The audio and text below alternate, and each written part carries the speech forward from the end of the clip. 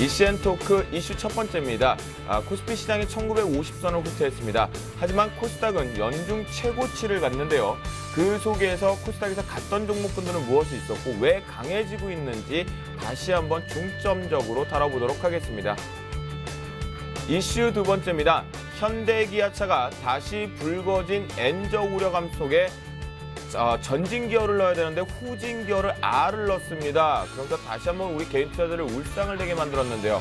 과연 이 자동차 완성차주에 대해서 다시 한번 매매 전략 어떻게 세워봤는지 상세히 들어보도록 하겠습니다. 이슈의 세 번째입니다. 바른송 게임즈가 카톡 게임 출시 기대감 속에서 상한가로 안착을 했는데요. 이것을 비롯한 모바일 게임즈 최근의 실적들이 긍정적으로 나오고 있습니다. 다시 한번 주도 테마로 갈 수 있는지 살펴보도록 하겠습니다. 네, 유가증권 시장 자체가 이제 5월달 옵션 만기를 코앞에 2거래일 정도를 앞에다 두고 있습니다. 그런데 현재 기준금리 인하 가능성을 불식시키는 여론 속에서 이번에도 동결이단 여론까지 강수를 두고 있는 시점인데요. 하지만 이 속에서 외국인들의 매물 부담이 시장에 여전히 발목을 잡고 있는 모습입니다.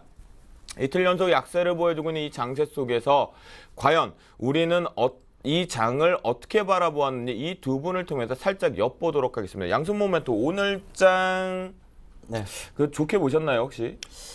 저는 오늘 장은 그냥 보통이었다라는 말씀을 좀 드리고 싶은데요. 제가 이런 말씀을 드렸어요. 제가 지난주 방송에 나오면서 지수가 5거래일 안으로 1980포인트를 확인할 것입니다 라고 제가 설명을 해드렸었거든요. 그렇죠. 근데 실제로도 어제 기준으로부터 1980포인트를 확인을 하고 다시 한번 변곡 구간에 들어왔다라는 말씀을 좀 드릴게요.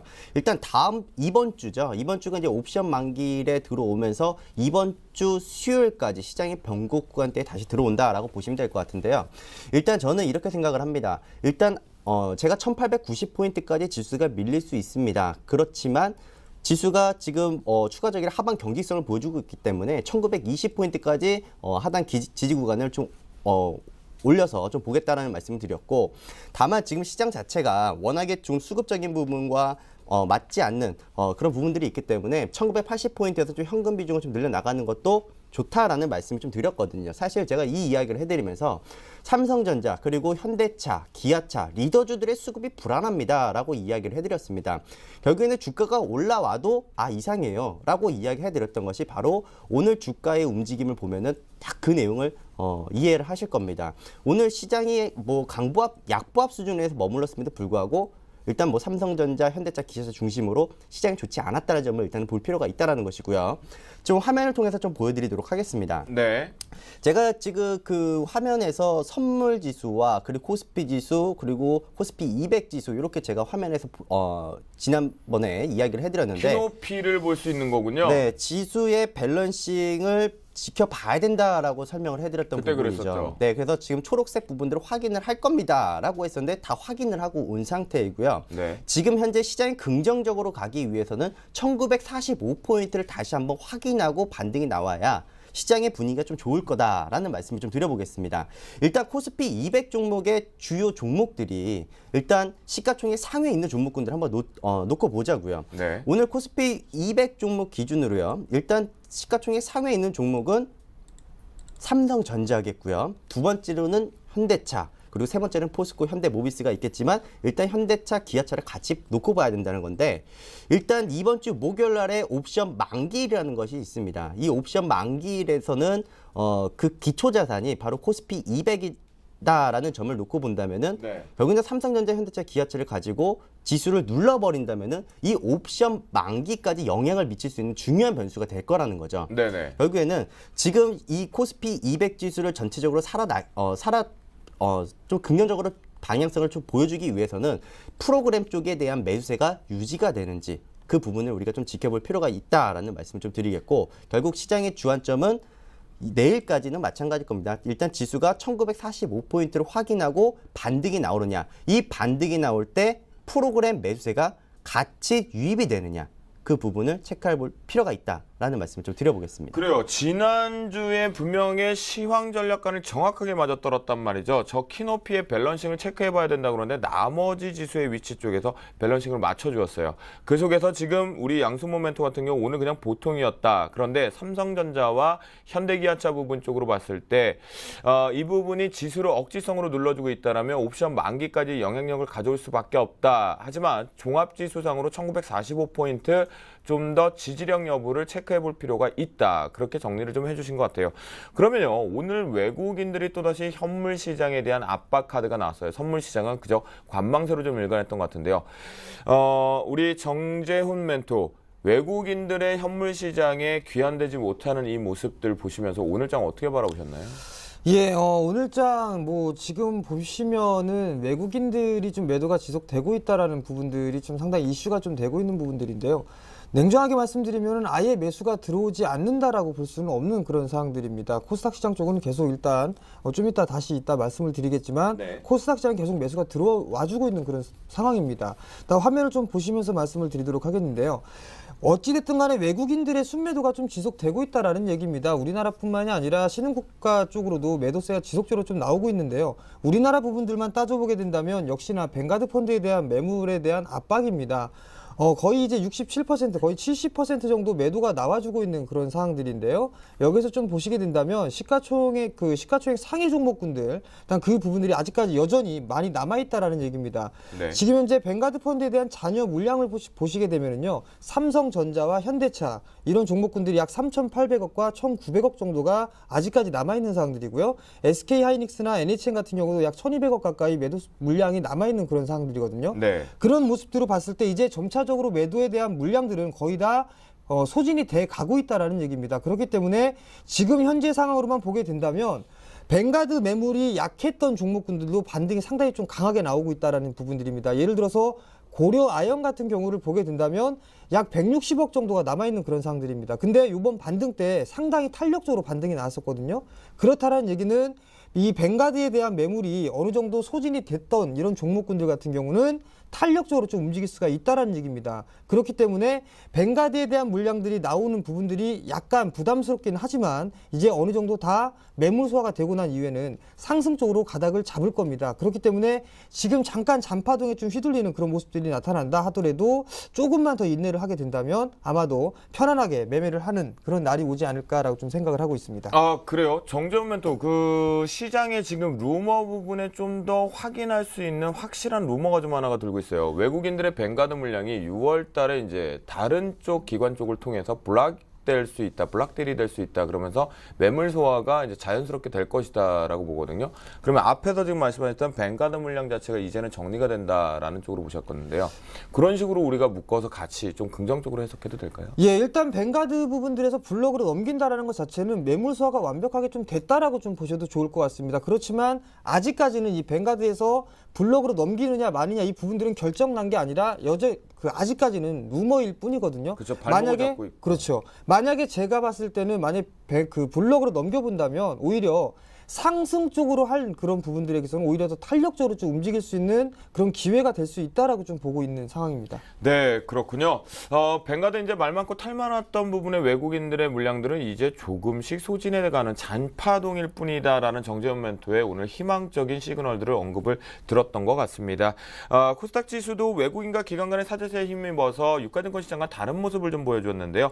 연중 최고치를 갔는데요.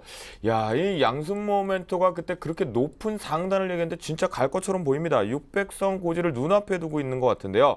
자, 양승모한테 빨리 넘기는 건 싫어요. 네, 이게 생방송의 묘미거든요. 600선 돌파 언제쯤 가능할 것으로 보이는 정재훈 멘토를 통해서 먼저 좀 읽어볼게요.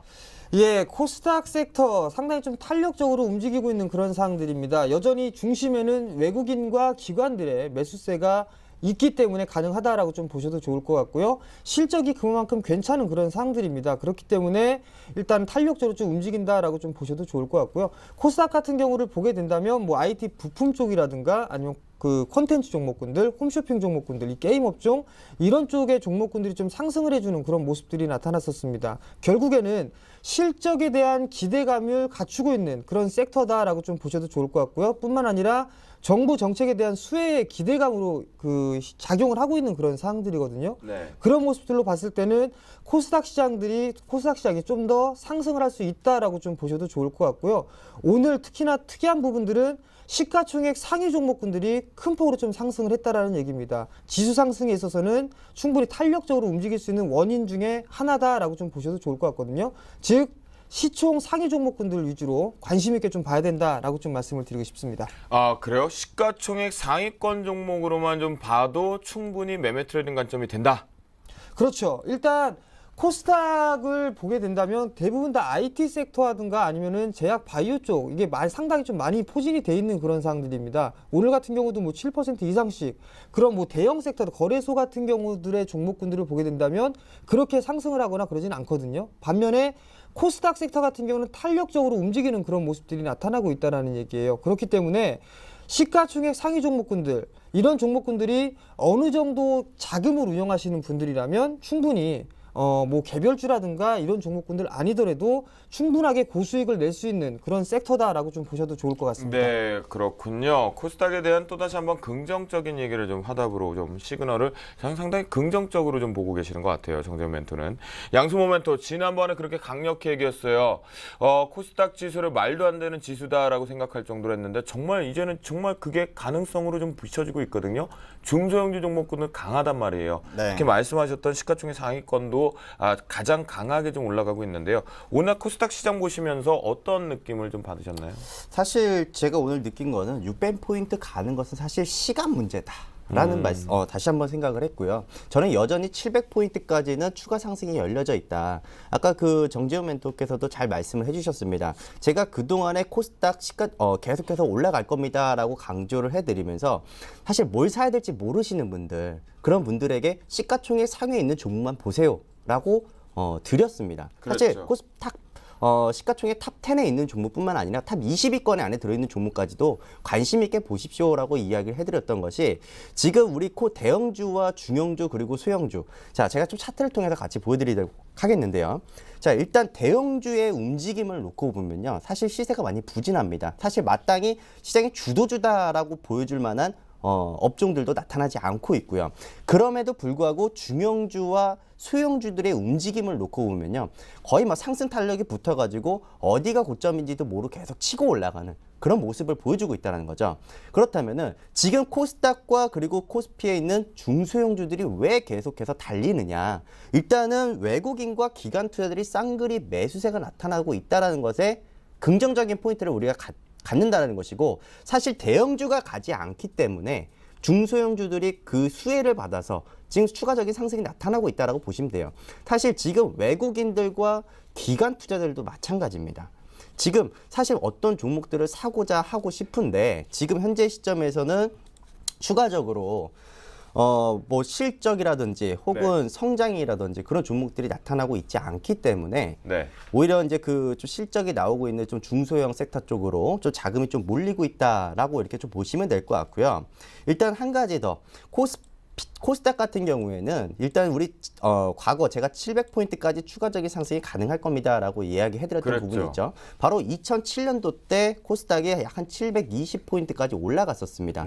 한 요 자리인데요. 바로 이 720포인트 자리에서 시가총액이 약 한 110조였습니다. 그럼에도 불구하고 지금 573포인트에 있는 이 지수의 위치에서는 시가총액이 약 지금 120조가 넘어갔다는 거죠. 물론 중간에 유산증자도 하고 또 워낙에 덩치가 큰 시가총액 상위에 있는 종목군들이 코스닥에 다시 들어오면서 또 유상증자라든지 뭐 여러 가지 액션들을 취하면서 일단 시장의 전체적인 체력들이 상당히 강해졌다라고 보시는 게 맞을 것 같고요. 그러면 결국에는 지금 시장은 상승 박스권 추세대를 전부 다 돌파를 했다라고 판단을 하고 그리고 지속적인 상승 추세 계속 이어지고 있다는 점은 좀 긍정적이다 이렇게 이렇게 말씀을 드릴 수 있을 것 같습니다. 네, 결국은 우리 양순 모멘토가 중소형주가 대형주 쪽보다는 강하다라는 것을 스캔 화면을 통해서도 차트를 통해서 좀 읊어주었는데요. 그래요, 700포인트 갱신도 빠르게 좀 됐으면 좋겠다 그런 생각을 갖고 있습니다. 오늘 같은 경우는 $1 부근 이후에 또다시 한번 아이고 참 싫은데요. 엔달러 환율 자체가 100엔 돌파할 것이다. 이번에 다시 한번 돌파 타진하러 갈 것이다 라고 하면서 우리나라의 전차 부대들의 발목을 제대로 잡았습니다. 이 엔저의 공습, 엔저의 이 위기감, 이제는 엔저라는 부분에 대한 핑계를 대면 안 될 것 같은데 영락없이 오늘 외국인들에 의해서 발목을 잡혔는데요. 수출주의 미래에 어떻게 바라봐야 될 건지 우리나라 시가총액 상위권 종목임에도 불구하고 오늘 지수를 발목 잡는 데 견인을 했는데요. 자, 수출주들 엔저의 공습, 정재훈 멘토 이거 일시적일까요? 아니면 계속 발목을 잡아야 될까요? 우선적으로는 좀 일단 발목을 좀 잡지 않을까라고 좀 생각을 하고 있습니다. 엔화가 좀 약간 주춤하나 싶더니만 다시 또 99엔을 좀 넘어서는 그런 모습들이 좀 나타나고 있거든요. 그렇다면 기술적인 분석으로 보게 된다면 약 100엔대를 넘어서서 105엔대까지는 좀 열어둬야 되는 게 아닌가라는 좀 생각을 해봅니다. 일단 차트를 좀 보시면서 좀 말씀을 좀 드리도록 하겠는데요. 엔화입니다. 일단 주봉의 모습을 보시게 된다면 바닥권역에서 한 차례 크게 상승을 했거든요. 그리고 나서 지금 현재 약 96엔 가까이 조정을 받다가 다시 또 박스권의 모습을 좀 나타나는 모습입니다. 그렇다면 만약에 이 100엔을 돌파하는 흐름들이 나타나게 된다면 처음에 상승했던 마디만큼 올라가는 그런 습성을 좀 가지고 있거든요. 네. 그렇게 된다면 결국 목표치는 약 105엔 정도까지 상승을 해줄 수 있는 그런 모습들입니다. 이 105엔 정도까지가 상당히 큰 저항자리대까지 있는 그런 상황들이기 때문에 추가적인 상승 시도를 좀 열어두고 봐야 된다라고 좀 말씀을 드리시고요.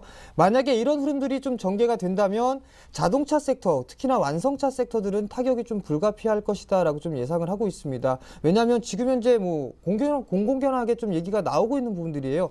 일본 차들의 일단 성장이 눈부시게 좀 나오고 있다라는 부분들, 네. 영업이익이 상당히 좀 큰 폭으로 증가하고 있다라는 거, 이 부분들을 보더라도 현대기아차 같은 경우라면 상당히 좀 어느 정도 리스크적인 요인은 충분히 있다라고 좀 보셔야 될 것 같고요.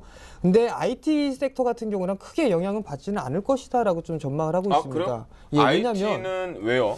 왜냐하면 지금 제가 생각했을 땐 일본 시장, 일본하고 우리나라하고 따져보게 된다면 여전히 뭐 시장 점유율 1위를 좀 기록하고 있는 네네. 그런 상황들이고, 지금 엔화에 대한 부분들보다도 지금 그 부분을 감안하더라도 삼성전자라는 큰 굴지의 기업이 그 부분에 크게 영향을 받지 않는다라고 좀 보고 있거든요. 네. 그렇기 때문에 뭐 SK 하이닉스라든가 뭐 삼성전자, LG전자 이뿐만이 이 부분들을 보게 된다면 이미 일본 IT 섹터들하고는 경쟁 상대가 아니다, 될 수가 없다라고 좀 생각을 하고 있습니다. 그렇기 때문에 IT주들보다는 일단은 완성차 쪽에 있는 그런 종목군들이 좀 타격이 있을 것이다라고 좀 보고 있는 상황입니다. 그러면 정재훈 멘토 그 자동차주를 보유하고 계신 분들은 일단 지금이라도 일단 빠져나오는 게 유리한 겁니까? 완성차 기술적인 흐름들을 좀 봐야 될 것 같습니다. 기아차 같은 경우랑 아니면 현대차의 기술적인 흐름들이 완전히 다 틀리거든요.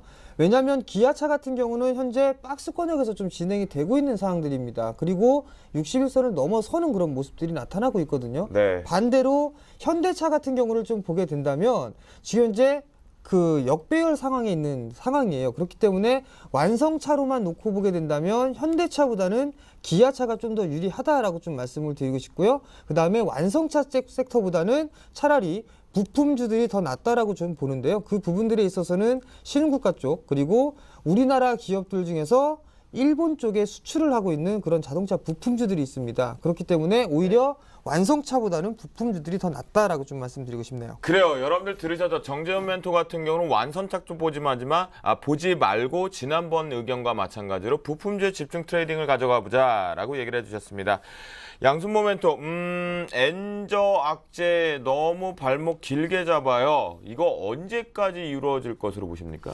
저는 최소한 2분기까지는 봐야 되지 않을까. 2분기요? 네. 그래서 저는 일단 엔저 악재에 대한 부분은 일단 6월 달까지 좀 지속될 가능성이 좀 높다, 이렇게 좀 판단을 하고 있고요. 더불어서 지금 이 엔저뿐만 아니라 지금 사실 환율과 유로 달러에 대한 부분들도 사실 문제점이 많거든요. 그러니까 지금 사실 그 엔달러가 100엔을 돌파를 하면서 사실 외국인 투자들이 우리 국내 이머지 시장에 들어오는 것이 아니라 오히려 지금 일본으로 자금이 많이 유입이 되고 있거든요. 선진 시장 쪽으로 많이 가고 있죠. 네. 근데 그 부분이 저는 오히려 우리 시장에 이번 주 목요일 금통위 금리 결정에 따라서 외국인들의 시선을 다시 한번 돌릴 수 있는 기회는 분명히 있을 거다라고 판단을 합니다. 결국에는 이번에 금리 인하가 이번 주 목요일 날에 단행이 된다면은 오히려 다시 한번 우리 기관투자들이 전반적인 시장의 분위기를 좀 우호적으로 바꾸면서 외국인들의 귀환을 좀 바라볼 수 있지 않을까 이런 판단을 좀 하고 있고요. 더불어서 지금 제가 아까 환율에 대해서 좀 살짝 이야기를 해드렸는데 네. 보통 환율 지금 제가 화면을 좀 같이 보여드릴게요. 지금 우리가 원 달러의 그 움직임을 놓고 보면은 사실 환율은 지금 계속해서 4월달 고점을 기준으로부터 계속 쭉 밑으로 빠지는 그런 모습들이 네, 일봉 나타나고 차트인가요? 있죠. 네, 일봉 차트입니다. 네. 보통 지금 이 환율이 떨어진다는 것은 우리 주가가 우리 종합주가지수는 반등이 나오고 있다는 것을 반증을 하는데 네. 사실 지금 우리 시장이 그렇게 반응을 합니까? 그렇게 크게 뚜렷한 방향성을 전혀 보여주지 안 않고 나오죠. 있어요. 결국에는 환율과 지금 비동조화 현상을 보여주고 있다는 것이고요. 더불어서 지금 유로 달러에 대한 부분입니다. 사실 우리 그 원 달러 같은 경우 계속 하락하는 그런 추세를 보여주고 있기 때문에 지수는 상승할 것이다. 라고 볼 수는 있겠지만 지금 유로 달러의 움직임을 놓고 보면은 박스권이에요. 네, 박스권이고요. 추세가 없는 상황입니다. 그렇죠. 결국에는 유로 달러 같은 경우는 쉽게 설명을 해드리자면은 유로 달러 가격이 상승이 나온다. 그러면 우리 주가 지수도 같이 올라간다는 거로 해석하시면 되실 것 같고요. 유로 달러가 같이 떨어진다. 그럼 우리 지수도 같이 빠질 가능성이 높다. 이렇게 판단할 수 있는 중요한 지표 중에 하나입니다. 그런데 지금 결국에는 원 달러와 유로 달러, 우리 시장의 방향성을 체크할 수 있는 이 가격에서도 지금 방향성을 나타나지 않고 있다는 것은 결국에는 시장의 움직임이 오히려 운수 장비 쪽과 그리고 전기차 전기전자 위주로 시장의 주도주로 나올 가능성은 없다라고 이게 판단을 합니다. 그러면 양손 모멘토 지금 네. 우리나라 증시 같은 경우에는 주식 시장보다 윗상위 개념으로 있는 환율 시장이 가야 할 길 방향을 못 잡아서 갈팡질팡하고 있기 때문에 그 하위 개념인 주식 시장이 쉬어갈 수밖에 없다 이런 겁니까? 그렇죠. 지금 우리 시장의 시장인 부분을 놓고 보면요.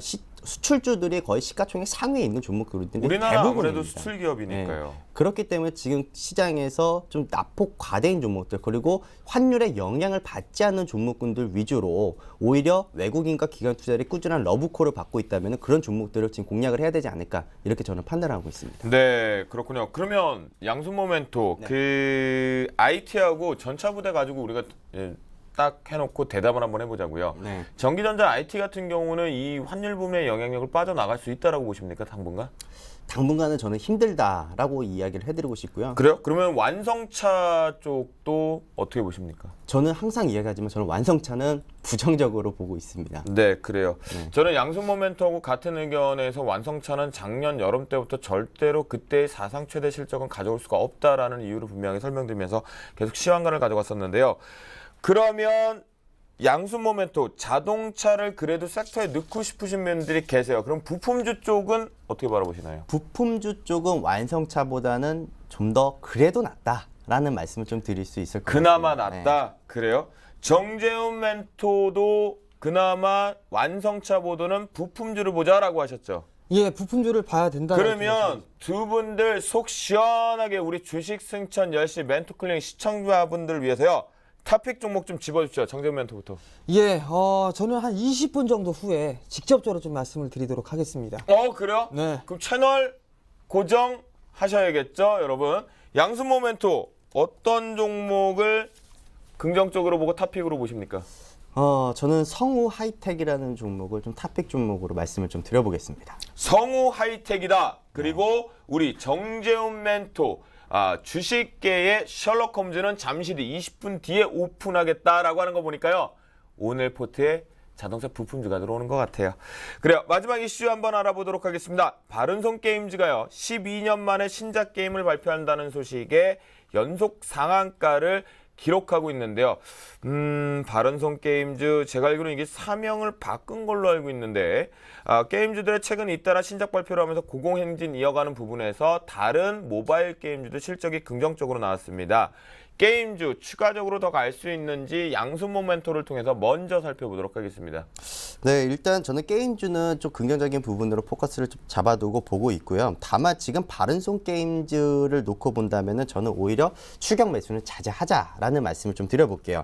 사실 그 바른손 게임즈가 지금 움직이는 가장 큰 이유가 바로 야구 게임 위드볼의 그 출시 때문인데요.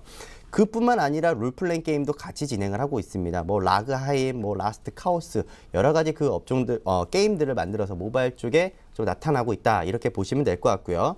문제는 이겁니다. 기업도 일단 괜찮고 상승, 탄력, 모멘텀 전부 다 좋다라고 볼 수는 있는데 네. 바로 시장의 수급 주체가 제가 좋아하는 그런 수급 주체가 아니라 오히려 좀 개인 투자자들의 수급에 의한 즉 묻지마 투자가 좀 진행되고 있는 것이 아니냐라는 그런 좀 다소 아쉬운 부분들이 있거든요. 네. 사실 뭐 기관 투자들은 쳐다보지도 않습니다. 이 종목은 지금 수급을 좀 보시면 아시겠지만 전체적으로 기관 투자는 거의 쳐다보도 보지도 않고 있고요. 오히려 개인 투자자들만 이 사연한가를 좀 사상을 이제 보여주면서 좀 주가를 움직이고 있기 때문에 오히려 이 종목은 좀 추가 매수를 하기보다는 네. 오히려 저는 상승 탄력 붙은 이 종목보다는 오히려 상탄력을 받으려고 하는 차라리 뭐 게임 비례라든지 뭐 컴투스라든지 차라리 이런 종목으로 저는 대체 매매하는 것이 더 좋다라는 말씀을 좀 드려보겠습니다. 아, 기존에 대장 역할을 했었던 종목으로 교체 트레이딩 관점을 가져가자. 네. 그 얘기를 하시는 거예요. 그러면요, 정재훈 멘토, 우리 속 시원하게요. 게임주, 이 모바일 게임주 업황 패러다임 좀 한번 분석 좀 해볼까요?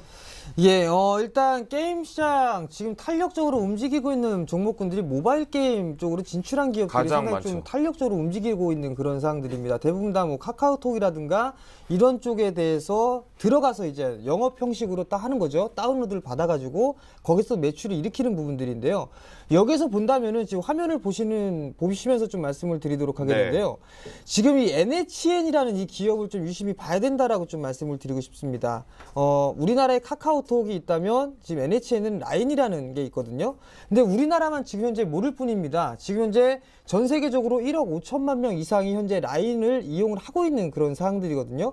그렇기 때문에 지금 현재 이 라인의 그 잠재적인 이 잠재력은 상당히 크다라고 좀 보셔도 좋을 것 같습니다. 특히나 일본 쪽을 보시게 되면 5천만 명 이상이 지금 현재 라인을 이용하고 있다라는 부분들이에요. 그러면 여기서 왜 파급적인 효과가 나타나느냐 부분들을 좀 따져봐야 되는데요. 이 2013년에 라인에 대한 매출 구조를 보시게 된다면 라인으로 인해서 모바일 게임 쪽에 매출이 일어나고요. 그다음에 기업 광고라든가 컨텐츠 쪽 이런 부분들로 다양하게 늘어날 수 있다라는 얘기입니다. 그렇기 때문에 지금 현재 NHN 같은 경우는 라인 쪽으로의 현재 그 퍼블리싱 게임들이 들어오고 있는 그런 사항들이거든요. 한 게임 쪽하고도 같이 영업을 해주고 있는 사항들입니다. 그렇기 때문에 이 라인 일단 무조건 인터넷 포털이나 이런 부분들보다도 신작 게임이라든가 이런 부분들 충분히 시너지 효과가 날 수 있다라고 좀 보셔도 좋을 것 같거든요. 그런 면에서 봤을 때 게임빌이라든가 컴투스 이런 종목군들 같은 경우라면 상당히 많이 올랐습니다. 어찌 보면은 지금 이제 디프리 파동을 먹는 경우이다라고 좀 보셔도 좋을 것 같거든요. 그 향후에 대한 그 게임에 대한 어느 정도 다운로드 수라든가 매출에 대한 증가 부분들을 확인을 해야 된다라는 부분들입니다. 그렇게 봤을 때는 지금 현재 NHN 같은 종목군들을 장기적으로 봤을 때는 훨씬 더 유리하다라고 좀 말씀을 드리고 싶고요. 정재훈 멘토 잠깐만요. 숨 좀 한번 쉬고 와죠. 뭐 이렇게 오늘 무슨 급하게 어디 가셔야 돼요? 방송하고? 준비한 게 너무 많아서요. 준비한 게 너무 많아서 많이 드리고 싶으세요? 그래도 네. 우리가 하나를 좀 짚고 넘어가자고요. 네이버 재팬 같은 경우는 실적 자체가 이제는 매출 과시가 좀 커지고 있어요. 그렇죠. 그런데 앞에서 말씀하셨던 게임주의 얘기를 좀 들어보니까 이 기존의 모바일 게임주의 대장들보다 다른 쪽에서 이 모바일 게임주가 뭐가 터질 준비를 하는 것이 아닌가라는 제가 느낌을 받았는데 그게 맞습니까? 제가 봤을 땐 그게 좀 맞다라고 좀 말씀을 드리고 싶습니다. 그래요? 그게 지금 현재 결론적으로만 말씀드리면 이 NHN이라는 이 기업을 그냥 원래 있는 그 기업 그대로 보는 게 아니라 뭔가 좀 탈바꿈을 할 수 있는 그런 기업으로 보셔야 된다라는 얘기예요. 주가 수준을 보더라도 지금 현재 사상 최고가의 모습을 좀 그리고 있는 상황이거든요. 즉 매물이 없다라는 얘기입니다. 매물이 없기 때문에 이 NHN이라는 이 기업은 성장성 측면에서 봤을 땐 상당히 무궁무진하다라고 좀 보셔도 좋을 것 같습니다. 네. 그리고 지금 현재 관심을 좀 많이 갖고 있는 그런 부분들 몇 종목만 좀 보게 된다면 게임빌이라는 이 종목이 있는데요. 지금 현재 화면을 보시면서 좀 말씀을 드리도록 하겠는데요. 신규 게임에 대한 출시 일정이 있습니다. 지금 올해 2분기 때에 약 30개 정도가 게임이 새로 만들어지고요. 오픈이 되고요. 그 다음에 3분기 때와 4분기 때 점차적으로 게임의 수가 증가가 되고 있는 그런 모습들입니다. 특히나 이 2분기 때 오픈되는 이 게임의 어느 정도의 인기도에 따라서 게임빌이 주가는 추가적으로 상승을 할 수 있느냐 없느냐 이 부분들을 한번 결정을 지을 것 같고요. 그 다음 종목군들 같은 경우는 컴투스입니다. 마찬가지로 컴투스 올해 2분기 때 약 14개 정도의 종목이 출시를 합니다. 그렇기 때문에 마찬가지로 이 컴투스 같은 경우도 2분기와 3분기, 4분기 거의 비슷한 14개, 12개, 13개 종목 게임이 출시가 되는데요. 마찬가지로 이 부분들도 어느 정도 호응도가 나오느냐, 매출이 나오느냐에 따라서 추가적으로 상승을 할 수 있느냐 없느냐 이 부분들이 결정이 지어질 것이다라고 좀 보셔도 좋을 것 같거든요. 그러면 여기 이 세 가지 종목군 중에 제일 탑픽은 NHN이다라고 좀 말씀을 드리고 싶네요. 뭐예요? 결론은 모바일 게임주 얘기하다가 결론은 지금 네이버로 간 거 맞아요, 확실히?